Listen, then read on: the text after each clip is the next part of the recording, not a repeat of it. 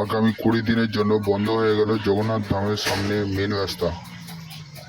আপনারা জানেন জগন্নাথ মন্দির চালু হবে আগামী 30শে এপ্রিল।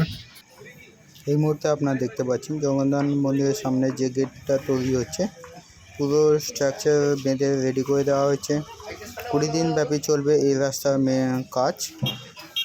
এই সামনে দেখতে পাচ্ছেন আপনার জগন্নাথ মন্দিরের গেট। এই জগন্নাথ মন্দিরকে আরও সৌন্দর্য করার জন্য এখানে আরও একটা গেট তৈরি হচ্ছে, আরও দুটো হচ্ছে পাশে একটা, আর একটা হচ্ছে আপনার মাসির বাড়ি যাওয়ার রাস্তায়। এই যে রাস্তাটা দেখছেন এটা হচ্ছে অল্টারনেটিভ রাস্তা। এই রাস্তা দিয়ে আপনারা যেতে পারেন নিউ দীঘার দিকে। এটা হচ্ছে আপনার দীঘালি 2 এর সাইড দিয়ে মেন রাস্তা। এই রাস্তাটা যারা ওল্ড দীঘা থেকে আসছেন তাদের জন্য। ওল্ড দীঘা থেকে ডাইরেক্ট আপনারা দীঘালি 2 এর সাইড দিয়ে যে রাস্তাটা ঢুকে গেছে ওই রাস্তায় দিয়ে ঢুকে যাবেন। ওটা আপনার জগন্নাথ মন্দিরের সাইড দিয়ে মেন রাস্তাটা যাচ্ছে।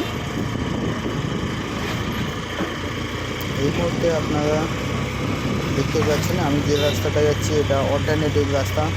যারা ওল্ড দীঘা থেকে আসছেন তারা এই রাস্তা দিয়ে যেতে পারেন, বা যারা নিউ দীঘা থেকে ওল্ড দীঘা যাবেন তাদের জন্য হচ্ছে দীঘালি 2 এর সাইড দিয়ে যে রাস্তাটা ঢুকে গেছে,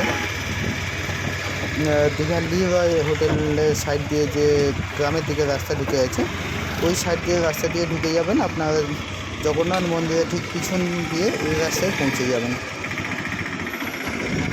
দেখতে থাকুন এই রাস্তা। কারো কোনো প্রবলেম হলে কমেন্ট করতে পারেন।